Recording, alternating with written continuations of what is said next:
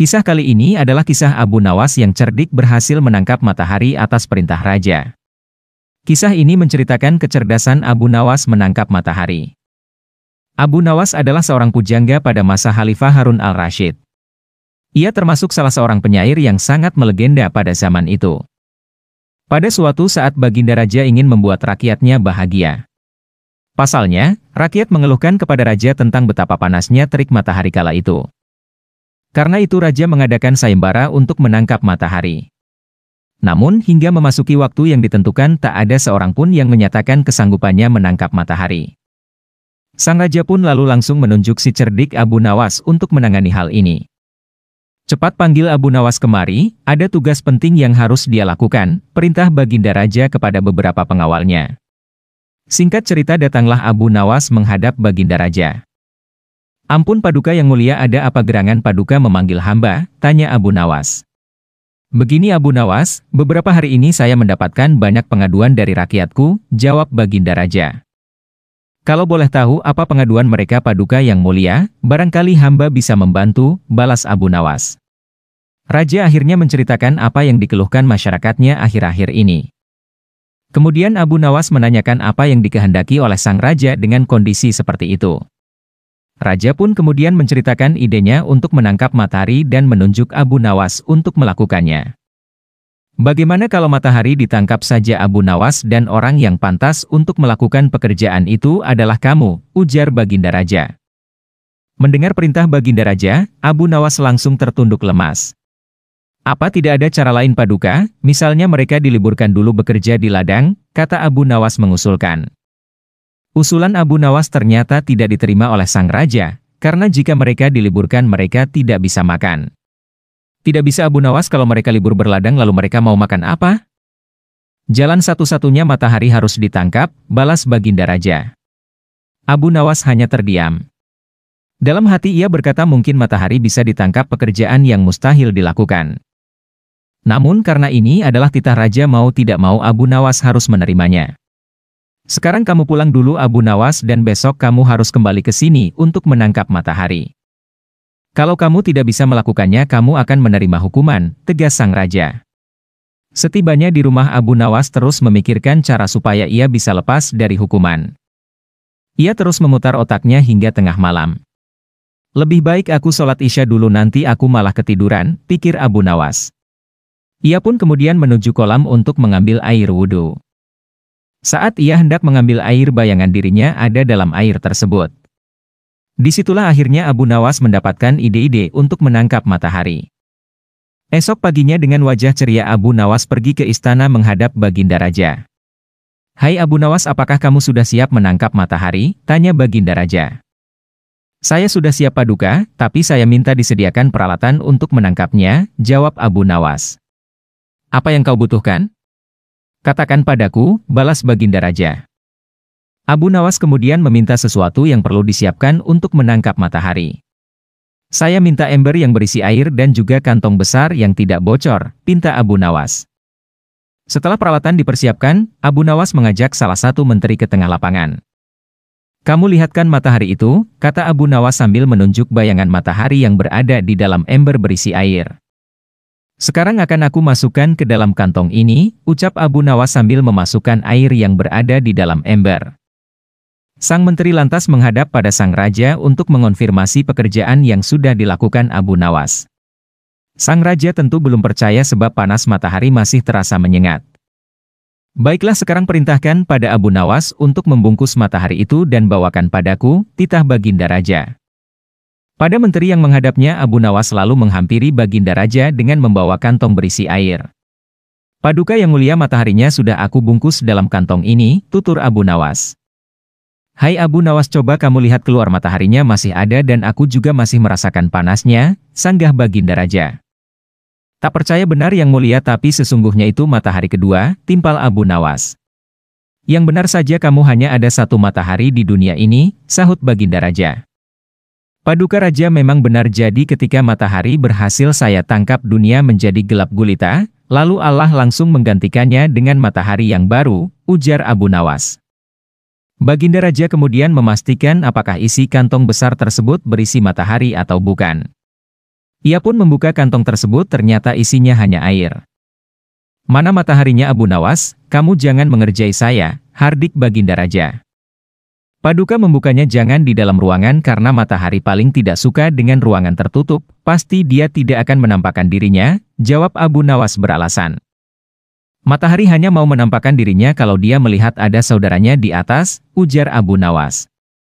Lalu Abu Nawas mengajak Baginda ke tengah lapangan dengan membawa kantongnya yang berisi air. "Ini saya buka kantongnya Baginda, tuh kan ada mataharinya," tutur Abu Nawas sambil menunjukkan kepada Baginda Raja. Baginda Raja hanya bisa geleng-geleng kepala dengan kecerdikan Abu Nawas. Itulah kisah cerdik Abu Nawas menangkap matahari, semoga terhibur. Begini kesedihan Abu Nawas saat istri tercintanya meninggal dunia. Istri yang dicintainya meninggal dunia. Begini kesedihan Abu Nawas saat istrinya meninggal dunia. Abu Nawas merupakan seorang pujangga Arab yang terkenal dengan kecerdikan dan kecerdasannya. Ia juga dikenal seorang sufi yang dikagumi banyak orang karena dapat menyelesaikan segala permasalahan yang dialami orang lain. Abu Nawas hidup sezaman dengan Khalifah Harun al-Rashid. Ia hidup bersama istrinya yang amat ia cintai. Kehidupan Abu Nawas dengan istrinya penuh dengan kebahagiaan. Terlebih sang istri adalah wanita cantik dan juga berbakti kepada suami. Hal ini membuat Abu Nawas sangat mencintai istrinya. Namun kebahagiaan Abu Nawas tersebut tidak berlangsung lama, sebab istri yang amat ia cintai dipanggil oleh Yang Maha Kuasa. Dengan begitu Abu Nawas sangat terpukul dan sangat bersedih karena harus kehilangan sang istri tercinta untuk selamanya. Abu Nawas tidak menyangka sang istri begitu cepat meninggalkan dirinya. Para tetangga dan sahabat Abu Nawas berdatangan untuk mengucapkan duka citanya. Mereka juga mencoba menghibur Abu Nawas untuk tidak berlarut-larut dalam kesedihan. "Abu Nawas, kamu tak perlu terus-terusan bersedih, aku punya saudara perempuan cantik, kalau kamu berkenan akan aku nikahkan denganmu," ucap salah satu sahabatnya. Sementara tetangga yang lain berkata, "Ikhlaskanlah kepergian istrimu, tak perlu terus kau tangisi. Aku punya anak perempuan cantik, kalau kamu mau, aku akan menikahkannya denganmu, tak perlu pakai mas kawin yang mahal Abu Nawas, semampunya kamu saja," karena para sahabat dan tetangga selalu menghibur. Beberapa hari kemudian Abu Nawas terlihat kembali ceria seperti sedia kala. Ia kembali melakukan aktivitasnya, tidak ada lagi kesedihan. Ia juga sering nongkrong di warung bersama para sahabat dan tetangganya. "Kami ikut senang Abu Nawas, kamu tidak lagi terlihat sedih," ucap salah satu sahabatnya saat nongkrong di warung. "Itu semua karena kalian selalu menghibur aku sangat berterima kasih kepada kalian," jawab Abu Nawas. Beberapa minggu setelah kepergian istrinya, Abu Nawas kembali dirundung kesedihan. Keledai Abu Nawas satu-satunya mendadak mati untuk selamanya. Hal itu membuat Abu Nawas kembali terpukul. Sebab keledainya itu sangat penurut dan sering menemaninya dikala ia merasa kesepian. Sudah hampir 1 bulan lamanya Abu Nawas masih terlihat bersedih, ia selalu mengurung diri di rumah. Abu Nawas juga tidak pernah keluar untuk berkumpul bersama sahabat dan para tetangga. Hal itu membuat para sahabat dan tetangganya merasa heran dengan perilakunya. Sikap Abu Nawas yang aneh ini akhirnya menjadi perbincangan para tetangga.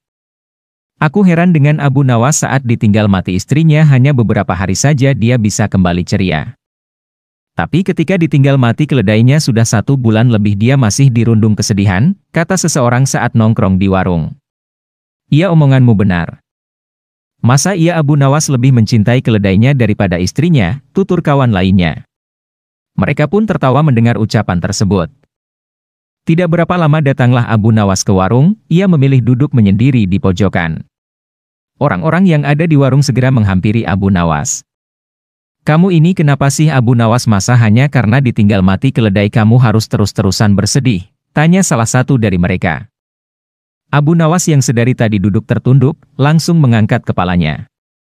Ia menatap satu persatu orang-orang di situ, kemudian menghela nafasnya. "Kalau saja kalian ingat saat aku kehilangan istriku, kalian semua menghiburku, bahkan ada yang menawarkan adik perempuannya untuk dijodohkan denganku, ada pula yang menawarkan anak perempuannya untuk dijodohkan denganku, sehingga saat kepergian istriku aku tidak terlalu bersedih. Tapi sekarang saat keledaiku mati tak ada seorang pun yang datang menghiburku, tak ada yang menawarkan keledai pengganti untukku," tutur Abu Nawas. Abu Nawas pun lalu pergi meninggalkan mereka. Orang-orang yang ada di situ menjadi bengong mendengar alasan Abu Nawas. Itulah kisah kesedihan Abu Nawas saat ditinggal istri tercintanya. Kisah kali ini adalah kisah Abu Nawas berikan jawaban cerdas untuk pecahkan soal teka-teki alam yang bikin puas Baginda Raja. Belakangan Baginda Raja Harun al-Rasyid terlihat murung. Penyebabnya, semua menteri tidak ada yang sanggup menjawab pertanyaannya. Bahkan para penasihat kerajaan pun tidak mampu memberi penjelasan yang memuaskan kepada Baginda Raja. Padahal Baginda Raja sendiri sangat ingin mengetahui jawabannya. Mungkin karena sangat penasaran, para penasihat menyarankan agar memanggil Abu Nawas untuk memecahkan dua teka-teki alam yang sangat membingungkan itu. Tidak begitu lama Abu Nawas pun menghadap Baginda Raja.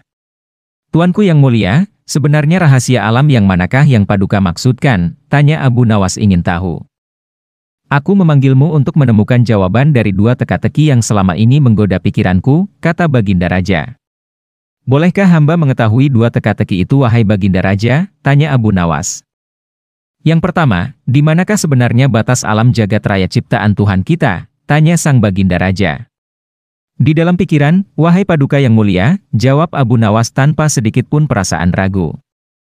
"Tuanku yang mulia, ketidakterbatasan itu karena adanya keterbatasan. Dan keterbatasan itu ditanamkan oleh Tuhan di dalam otak manusia. Maka dari itu manusia tidak akan pernah tahu di mana batas jagat raya ini. Sesuatu yang terbatas tentu tidak akan mampu mengukur sesuatu yang tidak terbatas," terang Abu Nawas. Baginda Raja mulai tersenyum karena merasa puas mendengar penjelasan Abu Nawas yang masuk akal. Kemudian Baginda Raja melanjutkan teka-teki yang kedua. "Wahai Abu Nawas, manakah yang lebih banyak jumlahnya, bintang-bintang di langit atau ikan-ikan di laut?" kata Baginda Raja. "Ikan-ikan di laut," jawab Abu Nawas dengan tangkas. "Bagaimana kau bisa langsung memutuskan seperti itu? Apakah engkau pernah menghitung jumlah mereka?" tanya Baginda Raja heran. "Paduka yang mulia, bukankah kita semua tahu bahwa ikan-ikan itu setiap hari ditangkapi dalam jumlah besar? Namun begitu jumlah mereka tetap banyak seolah-olah tidak pernah berkurang karena saking banyaknya. Sementara bintang-bintang di langit itu tidak pernah rontok, jumlah mereka juga banyak," jawab Abu Nawas meyakinkan. Seketika rasa penasaran yang menghantui Baginda Raja sirna tak berbekas atas jawaban cerdas Abu Nawas. Baginda Raja memberikan hadiah uang yang cukup banyak kepada Abu Nawas dan istrinya. Soal berburu, jangan anggap remeh Abu Nawas. Hubungan Abu Nawas dengan menteri itu kurang akrab. Bahkan bisa dibilang sedikit musuhan. Soalnya, menteri itu sering iri terhadap kedekatan Abu Nawas dengan Baginda Raja. Abu Nawas menyebut menteri itu dengan nama Abu Jahil. Ya, mirip Abu Jahal di zaman Nabi. Si Jahil ini tiba-tiba melontarkan ide kepada Baginda Raja. Ia mengusulkan kepada Baginda, agar acara berburu menjadi seru, bagaimana bila ada semacam lomba. Hamba ingin beradu ketangkasan dengan Abu Nawas dan nanti pemenangnya akan mendapatkan sepundi emas. Tapi kalau kalah, hukumannya adalah memandikan kuda-kuda istana selama 1 bulan, tutur Abu Jahil kepada Baginda sembari matanya melirik Abu Nawas. Si cerdik itu pun merespon usulan si Jahil dengan melengos. Tapi Baginda Raja rupanya tertarik dengan ide sang menteri. Lomba yang melibatkan Abu Nawas pasti menarik dan sangat menghibur, pikir Raja. Lagi pula Baginda ingin juga menguji kedua orang penting di kerajaannya itu. Langsung saja, Baginda meminta Abu Nawas mendekat kepadanya. Raja menjelaskan panjang lebar terkait lomba tersebut. Pada mulanya Abu Nawas enggan menanggapi tantangan menteri itu. Abu Nawas sadar bahwa dirinya bakal masuk jebakan si Jahil. Raja memaksanya sehingga Abu Nawas tak mampu menolaknya. Abu Nawas menyadari Abu Jahil adalah pejabat istana yang benci dengan keberadaannya. Ia pasti akan mengerahkan semua anak buahnya untuk menyumbang seekor binatang buruannya di hutan nanti. Abu Nawas pun berpikir keras untuk mengalahkan si Jahil. "Baik Baginda, siapa takut?" jawab Abu Nawas dengan senyum yang tiba-tiba merekah. Melihat adegan itu Abu Jahil menjadi penasaran dibuatnya, mana mungkin Abu Nawas bisa mengalahkanku, guman Abu Jahil dalam hati. Akhirnya Baginda Raja mengumumkan lomba yang sudah pasti seru itu kepada halayak ramai. Rakyat berbondong-bondong untuk menyaksikan pertandingan itu. Mereka yang menang adalah yang paling banyak mendapatkan buruan. Trompet adu ketangkasan pun ditiup. Abu Jahil segera memacu kudanya secepat kilat menuju hutan belantara. Anehnya, Abu Nawas justru sebaliknya. Ia menaiki keledai yang berjalan santai. Para penonton berteriak-teriak menyemangati. Menjelang sore hari, tampaklah kuda Abu Jahil memasuki gerbang istana. Ia mendapat sambutan yang meriah dan tepuk tangan dari rakyat yang menyaksikannya di sisi kanan dan kiri kuda Abu Jahil syarat. Dengan puluhan hewan yang mati terpanah. Dengan tersenyum bangga menteri ini memperlihatkan semua binatang buruannya di tengah lapangan. Aku, Abu Jahil, berhak memenangkan lomba ini. Lihatlah binatang buruanku banyak. Mana mungkin Abu Nawas mengalahkan aku? Teriaknya dengan lantang yang membuat para penonton semakin ramai bertepuk tangan. Tak lama kemudian, muncul keledai Abu Nawas. Semua orang meneriakinya dan menertawakannya karena keledai tunggangan Abu Nawas tidak membawa seekor hewan buruan pun. Dari atas keledai Abu Nawas melambai-lambaikan tangannya kepada penonton. Ia memasang senyum tiada henti. Kemudian Raja menyuruh 2 orang pengawalnya untuk menghitung jumlah binatang buruan yang didapatkan oleh kedua peserta. Kesempatan pertama, pengawal menghitung jumlah hewan buruan yang didapatkan oleh Abu Jahil. 51 ekor kelinci, ditambah 7 ekor rusa dan 3 ekor babi hutan. Total mendapatkan 60 hewan buruan, kata pengawal yang menghitung dengan suara keras. Kalau begitu, akulah pemenangnya karena Abu Nawas tak membawa seekor binatang pun, teriak Abu Jahil dengan sombongnya. Tenang, aku membawa ribuan hewan buruan. Jadi jelaslah aku pemenangnya, dan engkau wahai Abu Jahil, silahkan memandikan kuda-kuda istana.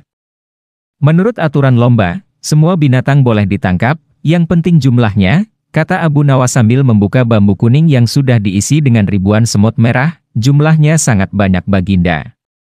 Kami tak sanggup menghitungnya lagi, kata pengawal kerajaan yang menghitung jumlah semut hasil buruan Abu Nawas itu.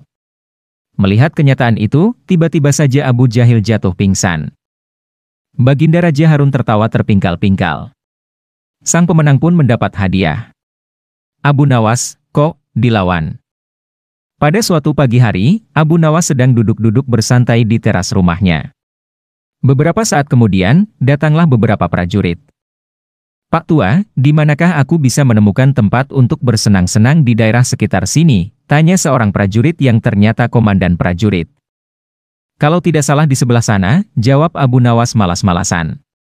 Di manakah tempat itu? Tanya prajurit lainnya dengan sifat yang tidak menghargai. Pergilah ke arah sana, lurus tanpa belok-belok, maka kalian akan menjumpai tempat untuk bersenang-senang, jawab Abu Nawas. Rombongan tentara kerajaan itu akhirnya pergi juga menuju tempat yang sudah ditunjukkan oleh Abu Nawas.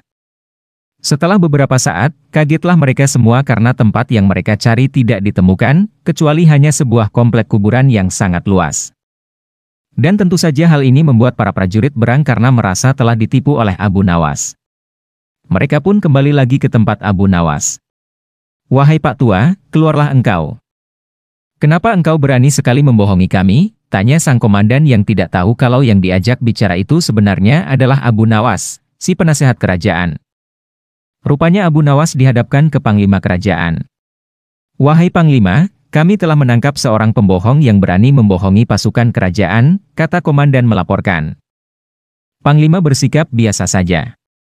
Bahkan, dia memerintahkan kepada prajurit untuk melepaskan borgol di tangan Abu Nawas. Komandan dan para prajurit terkejut dan merasa heran, ada apa gerangan ini? Setelah itu, Panglima pun mendekati Abu Nawas. Tuan Abu, maafkan perbuatan anak buahku di sini ya, kata Panglima itu dengan sangat sopannya. Panglima dan Abu Nawas sudah saling mengenal. Mereka seringkali bertemu ketika sang khalifah mengundangnya ke istana. Betapa terkejutnya sang komandan dan para prajuritnya. Perasaan sombong dan congkak yang tadi menyelimuti mereka seakan berubah menjadi rasa takut. Wahai Tuan Abu, sebenarnya kebohongan apa yang mereka sangkakan kepadamu? Tanya Panglima. Wahai Panglima, mereka memintaku untuk menunjukkan tempat untuk bersenang-senang. Tentu saja aku tunjukkan kuburan karena kuburan adalah tempat yang lebih baik bagi orang-orang yang taat kepada Allah Subhanahu wa Ta'ala. Di sana pula dia akan mendapatkan hidangan yang nikmat dari Allah Subhanahu wa Ta'ala, terbebas dari rasa fitnah dan kejahatan manusia dan makhluk lainnya, jawab Abu Nawas serius. Panglima tersenyum. Mendengar penjelasan Abu Nawas, komandan lantas buru-buru mendekati Abu Nawas. "Maafkan hamba, Tuanku Abu," katanya. "Andai saja aku mengetahui bahwa Tuan adalah Tuan Abu, tentu kami tidak akan berani membawa Tuan ke hadapan Panglima," kata komandan lagi. "Wahai komandan, apakah aku telah membohongi kalian? Bukankah aku berkata benar? Aku adalah abdi, dan setiap orang adalah abdi Allah Subhanahu wa Ta'ala, termasuk kalian semuanya," tutur Abu Nawas. "Anda benar tuanku," jawab komandan malu. Abu Nawas menebak kematian Abu Jahil melalui ringkikan keledai. Suatu hari istri Abu Nawas membutuhkan kayu bakar untuk memasak, ia lalu menyuruh Abu Nawas untuk secepatnya mencari kayu bakar. Maka berangkatlah Abu Nawas ke hutan. Setibanya di sana Abu Nawas melihat tetangganya yang bernama Abu Jahil. Abu Jahil terlihat sedang sibuk menebang kayu, ia memanjat pohon besar untuk memotong bagian rantingnya dan mulai menghantamnya dengan sebuah kapak. Melihat Abu Jahil berdiri di atas ranting yang akan dia potong, Abu Nawas pun berteriak, "Hai Abu Jahil, apa yang akan kau lakukan? Kau bisa terjatuh nanti." Namun Abu Jahil tidak menghiraukan perkataan Abu Nawas. Apa yang dikatakan Abu Nawas jadi kenyataan. Selang beberapa saat ranting pohon itu pun benar-benar jatuh bersamaan dengan Abu Jahil. Abu Jahil pun berteriak kesakitan. Yang dikatakan Abu Nawas ternyata benar. "Berarti dia bisa meramal nasibku," pikir Abu Jahil dalam hati. Abu Jahil lalu berlari mengejar Abu Nawas. "Hai Abu Nawas, tunggu dulu," seru Abu Jahil. "Ada apa Abu Jahil?" tanya Abu Nawas. "Kamu bisa mengetahui kalau aku akan jatuh, berarti kamu pandai meramal." Abu Nawas. "Mulai saat ini aku akan mempercayai setiap ucapanmu," tutur Abu Jahil. "Perkara gaib tidak ada yang tahu Abu Jahil kecuali Allah, dan aku tidak mengakui bahwa aku mengetahui hal itu, semuanya hanya kuasa Allah." "Abu Jahil," balas Abu Nawas.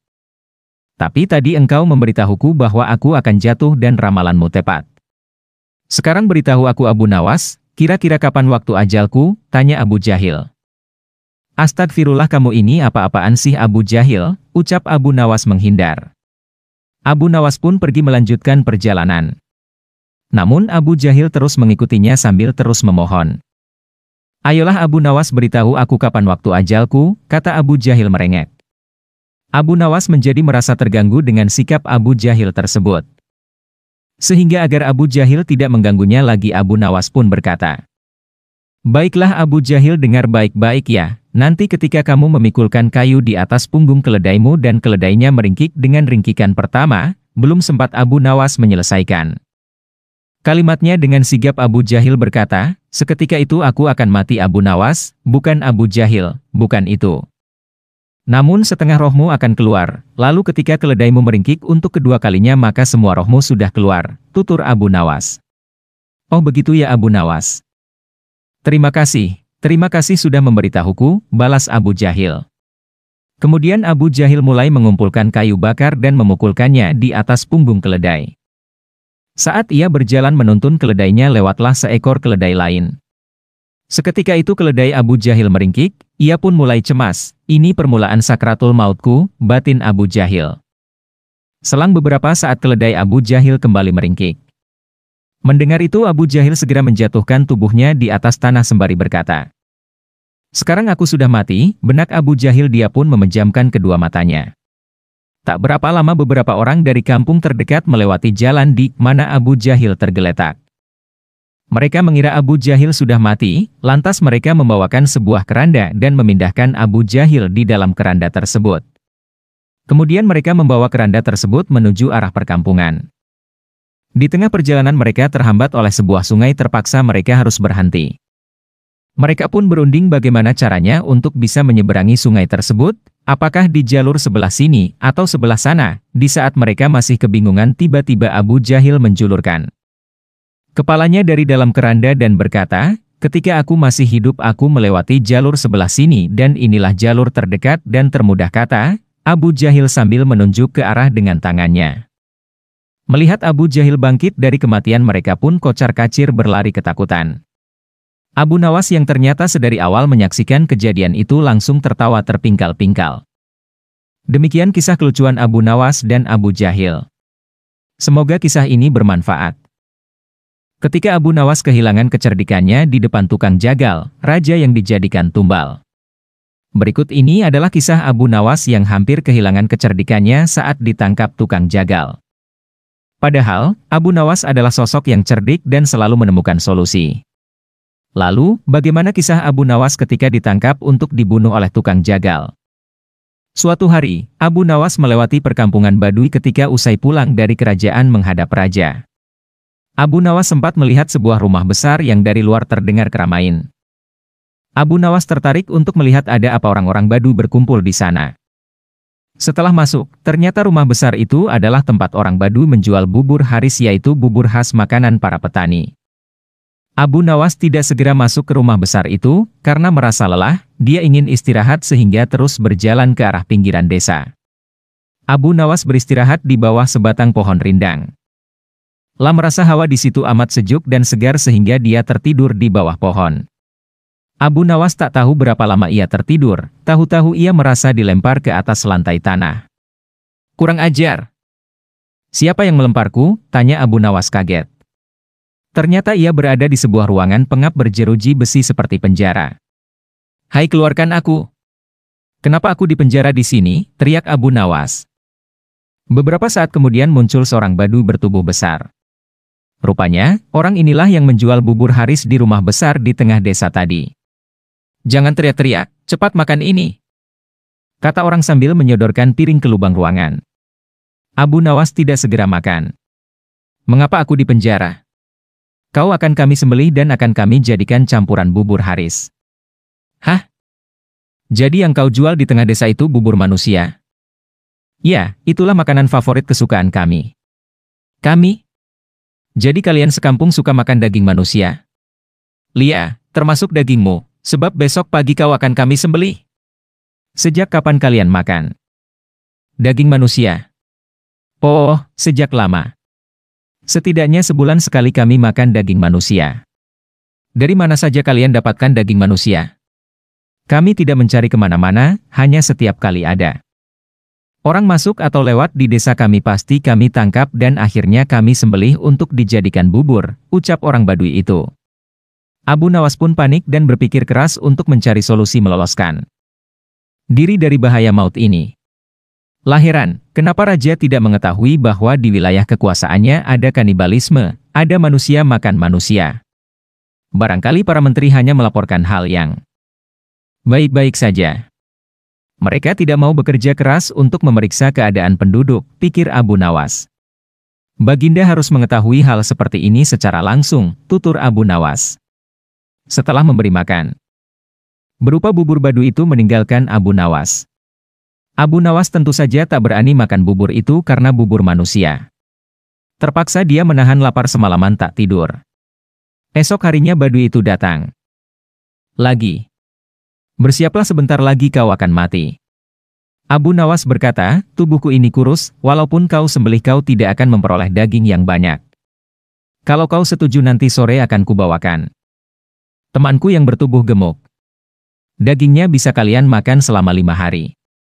Benarkah?" "Aku tidak pernah bohong." Akhirnya orang Baduy itu mempercayai dan melepaskan Abu Nawas. Abu Nawas langsung pergi ke istana menghadap raja.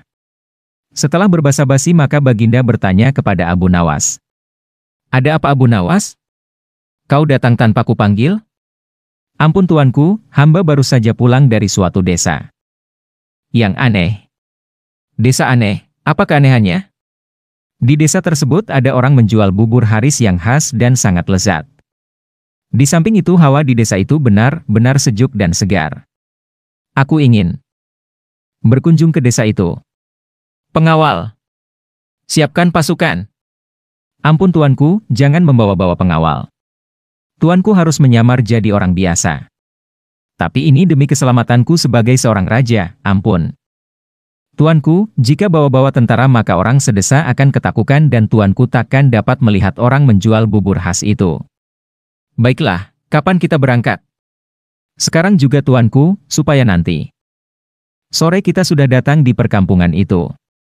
Demikianlah, Baginda dengan menyamar sebagai seorang biasa mengikuti Abu Nawas ke perkampungan orang-orang Baduy kanibal. Abu Nawas mengajak Baginda masuk ke rumah besar tempat orang-orang makan bubur. Di sana mereka membeli bubur Baginda memakan bubur itu dengan lahapnya. Betul katamu, bubur ini memang lezat, kata Baginda setelah makan. Kenapa buburmu tidak kau makan, Abu Nawas? Hamba masih kenyang, kata Abu Nawas sambil melirik dan berkedip ke arah penjual bubur. Setelah makan, Baginda diajak ke tempat pohon rindang yang hawanya sejuk, tempat Abu Nawas tertidur. Betul juga katamu, di sini hawanya memang sejuk dan segar. Ah, aku kok mengantuk sekali, kata Baginda. Tunggu tuanku, jangan tidur dulu, hamba pamit mau buang air kecil di semak belukar sana. Baik, pergilah Abu Nawas. Baru saja Abu Nawas melangkah pergi, Baginda sudah tertidur, tapi ia segera terbangun lagi ketika mendengar suara bentakan keras. Hai orang gendut, cepat bangun. Atau kami sembelih di tempat ini. Ternyata Baduy penjual bubur sudah berada di belakang Baginda dan menghunus pedang diarahkan ke leher Baginda. Apa-apaan? Ini, protes Baginda. Jangan banyak cakap. Cepat jalan. Baginda mengikuti perintah orang Baduy itu dan akhirnya dimasukkan ke dalam penjara. Mengapa aku di penjara? Besok kau akan kami sembelih, dagingmu kami campur dengan tepung gandum dan jadilah bubur Haris yang terkenal lezat. Hahaha. Astaga, jadi yang kumakan tadi? Betul kau telah memakan bubur kami, bubur manusia. Mendengar itu, Baginda mau muntah tapi tak bisa. Akhirnya, Baduy meminta raja tidur dan berdoa karena akan disembelih besok. Berapa penghasilanmu sehari dari menjual bubur itu? Tanya. Baginda, 50 dirham. Aku bisa memberimu 500 dirham hanya dengan menjual topi. Sekarang berikan aku bahan kain untuk membuat topi. Besok pagi boleh Kail coba menjual topi buatanku. Itu ke pasar. Hasilnya boleh kau miliki semua. Baduy itu ragu, ia berbalik melangkah pergi.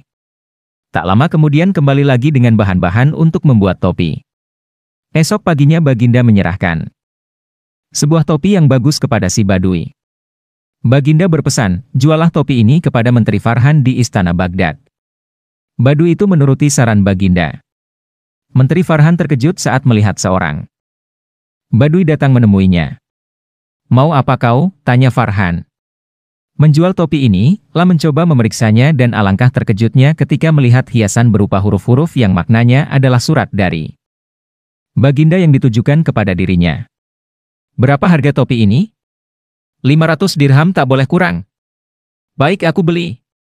Baduy itu langsung pulang dengan wajah ceria. Ia tak tahu jika Farhan telah mengutus seorang prajurit untuk mengikuti langkahnya. Siangnya prajurit itu datang lagi ke istana dengan melaporkan lokasi perkampungan si penjual bubur. Farhan cepat bertindak sesuai pesan di surat. Baginda. 1000 orang tentara bersenjata lengkap dibawa ke perkampungan. Semua orang Baduy di kampung itu ditangkapi sementara Baginda berhasil diselamatkan. Untung kau bertindak cepat, terlambat. Sedikit saja aku sudah jadi bubur, kata Baginda kepada Farhan. Semua ini gara-gara Abu Nawas, kata Farhan. Benar. Tapi juga salahmu. Kau tak pernah memeriksa perkampungan ini bahwa penghuninya adalah orang-orang kanibal. Bagaimanapun Abu Nawas harus dihukum. Iya, itu pasti. Hukuman mati, sahut Farhan. Hukuman mati? Ya, kita coba apakah dia bisa meloloskan diri, sahut Baginda.